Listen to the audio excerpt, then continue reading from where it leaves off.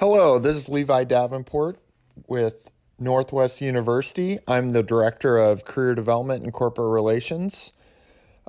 Just wanted to brief you on a couple of things that will help you get an internship and help you kind of transition from higher education to vocational occupation. So, one of the most important things is to get experience while you're still a student. And so that looks like getting an internship, getting some sort of experience, because employers really like to see on your resume that not only do you have your degree, but you also have some experience that correlates with the degree. So that'll really help you transition from higher education to vocational occupation. That's really important. So some of the things with that, when you are searching for an internship, definitely the Career Services office can help. We are here to assist you. The other thing to think about is to make sure that you are kind of getting some sort of experience that you are interested in. So it's totally okay if you have an internship and you hate it and you want to do something different. That is not uncommon. The key part is you're just getting experience.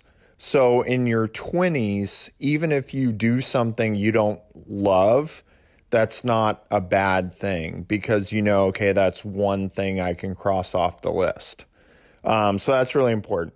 The other really important thing is to make sure your resume is totally grammatically correct. So you want zero grammar errors, zero formatting errors. You want it to be pristine. And so in order to do that, normally what I advise students is have two sets of eyes look at it besides yours.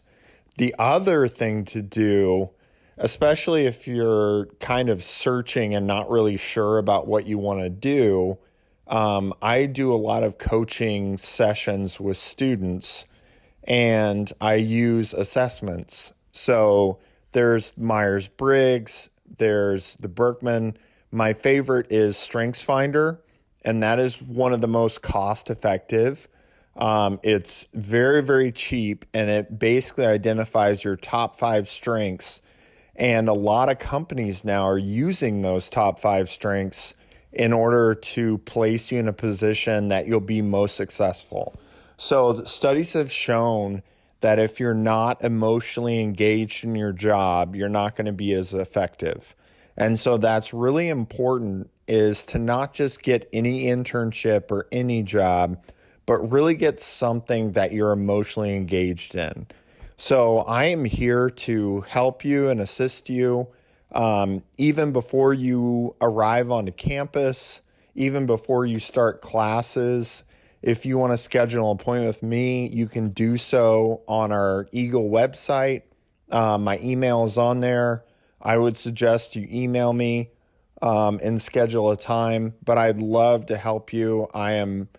That's the other thing that I should say about the Career Development Center at NU. We're a lifelong partnership. So we do not charge for alumni to have sessions with me after they graduate. That is a thing we have set in stone.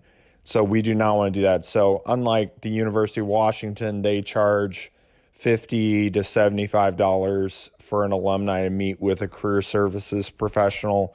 We do not do that at NU. So I hope that's helpful. The other thing that I should say is your LinkedIn profile is really important.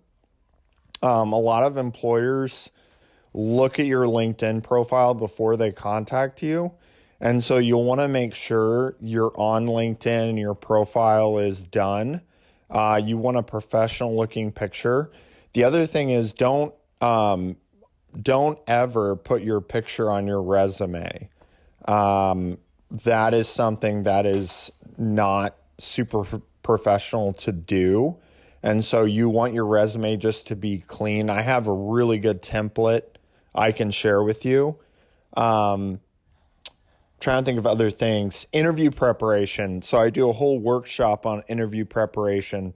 So it's really important to dress professionally. So I know that sounds stupid and that everyone would know that, but not everyone does. And so it's really important to dress professionally, to know the place where you're going ahead of time. I've had candidates before that have Google mapped the address 30 minutes before their interview. Please, please, please do not do that. That is not what you want to do. You want to know the time and the place, and sometimes parking, as you all know, in the Bellevue, Seattle area takes a while to get. And so you want to really give yourself a lot of time. The other thing with interviewing is know that the person is always going to ask you, can you give me a strength and a weakness? So when you're answering this question, the best thing to do is answer the weakness first and be authentic in the weakness. I once had a candidate tell me that he was a perfectionist. And so I was like, oh, okay, that means you're great at everything. So you don't want to not be authentic in that weakness, but choose your weakness. You don't need to tell them, you have a problem with anger management. That's a red flag. Hopefully you don't. What you do want to do, and what I have done in my interviews in the past, is really be authentic in saying it to where, you know what, I have a weakness in time management. And what that means is sometimes I'm answering emails at 10 p.m. at night. So what I've done is in Microsoft Calendar, I've scheduled when I'm doing certain things so that I'm not answering emails at 10. And then answer the strength question. And that's where you say, this is what I'm really good at. One of the things I'm really good at is the harmony and adaptability strength. So my 5 strengths are harmony, adaptability, empathy, responsibility. And those are the things that really make me do well at what I do. And so each of you will have those strengths that are really important to your role in wherever you go. So anyway, I hope that's all helpful. I am here to serve you. So if you want to email me, my email is Levi. It's all lowercase. So levi.davenport@northwestu.edu. So Northwest spelled out the letter U.edu.